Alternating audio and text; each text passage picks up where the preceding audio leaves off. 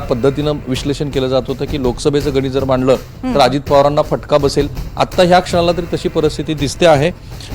3 महत्त्वाचे लोक मगाशी आपण जे म्हणालो छगन भुजबळ आणि कागलमधून हसन मुश्रीफ, इकडे दिलीप वळसे पाटील, हे तिघजण पिछाडीवर असणं हा एका अर्थाने शरद पवारांनी जी काही रणनीती आखली असेल, म्हणजे हे इतके ऑथेंटिक आपल्याकडचे कल आहेत की आपण असं म्हणू शकतो की आत्ता जेवढ्या टेलिव्हिजनचं स्क्रीन असतील त्यात हे सगळ्यात ऑथेंटिक आहेत.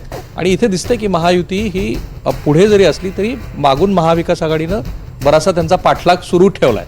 सुमित वानखेडे 1600 मतांनी आघाडीवर आहेत आणि धनंजय मुंडे यांची आघाडी वाढत चाललेली आहे. सुमित वानखेडेंसाठी बरंचसं वजन देवेंद्र फडणवीसांनी स्वीय सहाय्यक राहिलेले आहेत, आर्वीतनं लढतायत आणि तिथून दादाराव खेचरनी काल राजकीय निवृत्ती सुद्धा जाहीर केलेली आहे. म्हणजे त्यांची समजूत काढली होती. स्वतः अमित शहा यांनी त्यांना भेटायला बोलवलं होतं.